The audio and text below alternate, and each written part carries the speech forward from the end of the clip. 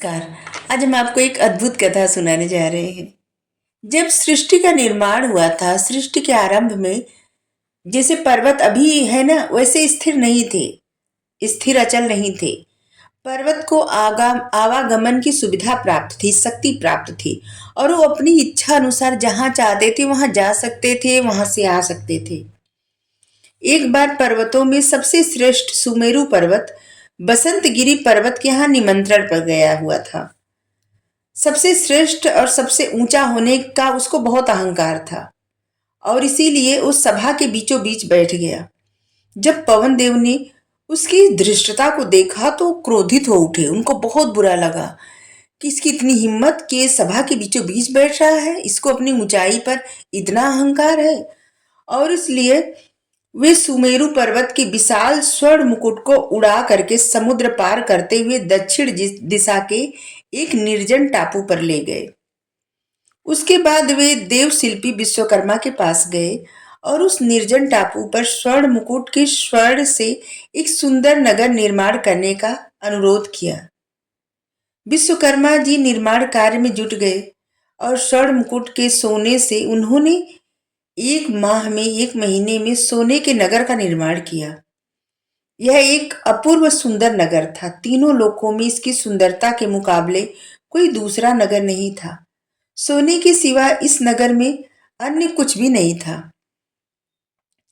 पवन को यह बेजोड़ नगरी देखकर बड़ी खुशी हुई और वो बहुत प्रसन्न हुए। पर दुख इस बात का हुआ कि इस नगर में रहना उचित नहीं था। उन्हें उचित नहीं लगा उस नगर में रहना।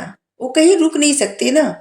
यह स्वर्णपुरी पूरी के पूरी खाली पड़ी थी। उन्हीं दिनों माली, सुमाली और माल्यवान नाम के तीन राक्षस भाइयों ने कठोर तपस्या करके ब्रह्मा जी को प्रसन्न किया। जब ब्रह्मा जी को प्रसन्न कर लिया तो उन वो जब ब्रह्मा जी उपस्थित होकर वरदान मांगने के लिए कहे तो तीनों ने एक स्वर में कहा कि हमें ऐसा वरदान दीजिए कि ताकि हम किसी से भी पराजित न हो सके।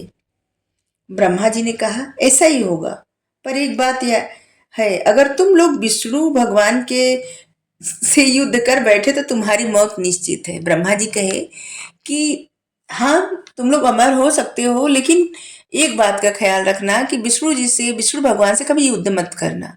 अगर उनसे युद्ध किए तो तुम्हारी मृत्यु निश्चित है। राक्षस ब्रह्मा जी की बात मान गए। अब उन्होंने कहा प्रभु, हमारे लिए किसी ऐसे स्थान का निर्माण कीजिए जहां हम निर्विघ्न होकर रह सके, जहां पे कोई विघ्न न पड़े, जहां पर हमें किसी प्रकार का भी भय न हो। ब्रह्मा जी कुछ सोचते हुए बोले, समुद्र के बीचों बीच एक नगरी है और वो नगरी पूरी तरह से स्वर्ण से बनी हुई, स्वर्ण से निर्मित है और उसका नाम है लंका। उसे पवन ने विश्वकर्मा की मदद से बनवाया है। वह नगरी आजकल एकदम खाली पड़ी हुई है। तुम लोग उस नगर में जा करके, वह हर प्रकार से सुरक्षित है और तुम लोग वहीं रहो। तुम्हें किसी प्रकार का कोई विघ्न वहां पे नहीं पड़ेगा और ना ही डरना पड़ेगा। इतना कह करके ब्रह्मा जी अंतर ध्यान हो गए। तीनों भाई प्रसन्न मन से लंका की ओर चल पड़े। लंका में राक्षस राज्य स्थापित हो गया। यह कहावत सच है कि लोभ उत्पन्न होने से पाप पैदा होता है और पाप से मृत्यु। ये सत्य है। एक दिन लंका में तीनों भाइयों ने विचार किया कि देवतागण विष्णु भगवान का अभय दान पाकर किसी से नहीं डरते। यह अच्छी बात नहीं है। और वो तीनों सोचने लगे कि क्यों न देवताओं का घमंड चूर करने के लिए विष्णु भगवान को ही मार दिया जाए। फिर तो देवताओं को एक एक करके आसानी से मारा जा सकेगा और इससे स्वर्ग पर भी हमारा राज्य स्थापित हो जाएगा। हमें किसी का भय भी नहीं रहेगा। तीनों भाइयों ने भगवान विष्णु को मारने का निश्चय किया। वे बहुत बड़ी सेना लेकर विष्णु भगवान से युद्ध करने जा पहुंचे। साक्षात भगवान से और मूर्खों का युद्ध आरंभ हो गया। भगवान ने पहले तो अपनी लीला रची और उस लीला से राक्षसों का पल्ला भारी कर दिए और इनको एकदम अहंकार हो गया कि अरे, हम लोग तो भारी पड़ रहे हैं, हम लोग इनको जरूर मार डालेंगे। ये तीनों राक्षस समझे, बहुत खुश हुए थे ऐसा सोच करके। उन्होंने सोचा अब विष्णु को हम जल्दी ही मार देंगे। फिर घमासान युद्ध शुरू हुआ। विष्णु भगवान ने अपना सुदर्शन चक्र जो घुमा करके फेंका तो उससे एक बार में ही सुमाली का सिर धड़ से अलग हो गया। यह देखकर राक्षस सेना में भगदड़ मच गई। माली और माल्यवान ने देखा अगर उन्हें जीवित रहना है तो उन्हें विष्णु भगवान की शरण में जाना ही होगा, वरना चक्र से उनकी रक्षा नहीं हो सकेगी। कोई भी रक्षा नहीं कर सकेगा। वे दोनों जल्दी से ही भगवान के चरणों में जाकर के गिर के गिड़गिड़ा करके अपने प्राणों की भीख मांगने लगे। भगवान ने कहा ठीक है, मैं तुम दोनों को क्षमा करता हूं, मगर तुम दोनों पृथ्वी पर नहीं रहोगे। अगर मुझको पता चल गया कि तुम लोग पृथ्वी पर रह रहे हो तो मैं तुम दोनों को मार डालूंगा। विष्णु भगवान का आदेश पाकर के राक्षस राजमाली और माल्यवान वहां से भागे। विष्णु भगवान ने उन्हें चेतावनी देकर के छोड़ दिया था। डर के मारे उन दोनों का बुरा हाल था। स्वर्णपुरी छोड़ करके वो दोनों पाताल में जाकर के रहने लगे। स्वर्णपुरी लंका फिर खाली हो गई। विश्रवा मुनि की प्रथम पत्नी से उत्पन्न पुत्र का नाम था कुबेर। कुछ बड़ा होने पर उन्होंने घोर तपस्या की और ब्रह्मा जी को प्रसन्न कर लिया। ब्रह्मा जी ने उन्हें धन का स्वामी बना दिया और अन्य देवता भी उनकी तपस्या से प्रसन्न थे। अतः उन्होंने कुबेर को अनेक उपहार दिए। प्रत्येक देवता ने उन्हें बहुमूल्य उपहारों से लाद दिया। इतने सारे उपहार और ब्रह्मा जी के वरदान को लेकर के वह अपने पिता के पास गए, पर कुबेर प्रसन्न नहीं था। उसके लिए रहने के लिए कोई स्थान नहीं था। उसने जब अपने पिता से यह बात कही तो मुनि ने जवाब दिया, जब स्वर्णपुरी लंका आजकल खाली पड़ी है, वहां पर राक्षसों का राज्य था।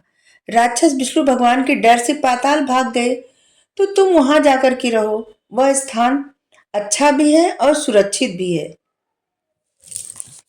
और इसे बताया जाता है कि कुबेर जी इतनी घोर तपस्या किए थे देवताओं की और ब्रह्मा जी की, कि जिससे उनके पिता विश्रवा को बहुत बुरा लगा था। उनको लगा था कि उनका स्थान ब्रह्मा जी ले लिए, और तभी उनके क्रोध से एक राक्षस निकला और जिसके पुत्र रावण कुंभकर्ण मेघनाद हुए। वो कहानी दूसरी, कथा दूसरी है। जब विश्रवा ने कहा कुबेर से कि तुम जाकर के वहीं लंका में रहो, स्वर्ण नगरी में, वो खाली पड़ी है, तो कुबेर ने वहां जाकर रहना शुरू कर दिया। लंका फिर से आबाद होने लगी, दिन गुजरने लगे। मुनि विश्रवा के दूसरे पुत्र का नाम रावण था, जो माल्यवान की पुत्री कैकसी से उत्पन्न हुआ था।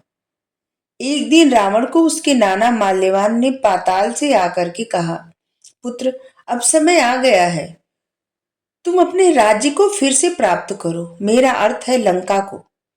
वहां पर कुबेर का शासन है, वह राज्य हमारा ही है। हम उसके शासक थे, पर विष्णु भगवान के डर से हम पाताल में चले गए। उस पर कुबेर ने अपना अधिकार जमा लिया। राक्षस वंश का होने के नाते तुम ही उसके वास्तव में अधिकारी हो। रावण ने कहा, नाना जी, आप यह क्या कह रहे हैं? कुबेर तो मेरा बड़ा भाई है, उसको हटाकर मैं वहां का राजा कैसे बन सकता हूँ? यह नहीं होगा। माल्यवान मुस्कुराया और बोला, संसार में कौन ऐसा है जो भाई के सुख से सुखी हुआ है? नाग का भाई गरुड़ है, पर वह नागों का परम शत्रु है। नागों को देखते ही वो खा जाता है। वह तो अमरावती का इंद्र है। वह भी अपने भाई को मार करके वहां का राजा होकर सुख भोग रहा है। जो अमरावती का इंद्र है वह भी अपने भाई को मार करके वहां का राजा। ऐसा बताया जाता है कि इंद्र और दानव और देवता एक दूसरे के भाई ही हैं। वहां का इंद्र का अमरावती का जो इंद्र है वह भी अपने भाई को मार करके वहां का राजा होकर के सुख भोग रहा है। और भी बहुत से ऐसे उदाहरण हैं। यहाँ आश्रम में रह करके कष्टमय जीवन व्यतीत करने से क्या फायदा? जब अपना चीज है तो उसका उपयोग क्यों नहीं करते हो? माल्यवान पाताल चला गया। रावण के दिमाग में यह बात घूमने लगी कि नाना जी ठीक ही कह रहे हैं, उसे लंका का अधिकारी होना चाहिए। जब रावण बार बार यही सोचने लगा कि लंका तो उसी की है, और तब उसने एक दूत लंका को भेजा और कहलवा भेजा कि कुबेर के सामने ये प्रस्ताव रखना कि अगर वो लंका छोड़ के नहीं जाता तो फिर उससे युद्ध करना पड़ेगा। ये प्रस्ताव सुन करके कुबेर भागे भागे अपने पिता के पास गए। सारी बात सुनने के बाद मुनि विश्रवा कहे, बेटा, झगड़ा करने से कोई फायदा नहीं। रावण बड़ा हठी है और दुर्बुद्धि स्वभाव का लड़का है। एक बार उसके दिमाग में कोई भी बात गई तो उसे निकालना बहुत मुश्किल है, और वो जो भी सोचता है उसे करके छोड़ता है। अच्छा तो यही होगा कि तुम लंका छोड़ दो, उसी में तुम्हारी भलाई है। दुष्ट से झगड़ा करने से कोई लाभ नहीं है। कुबेर ने लंका छोड़ दी। रावण यह जानकर बहुत प्रसन्न हुआ और लंका में फिर से राक्षस राज स्थापित हो गया। पर स्वर्ण नगरी लंका पर वे भी अधिक समय तक शासन नहीं कर पाए, क्योंकि भगवान श्री राम के हाथों मारा गया और फिर उसके धर्मात्मा भाई विभीषण को लंका मिली। Thank you. राधे राधे।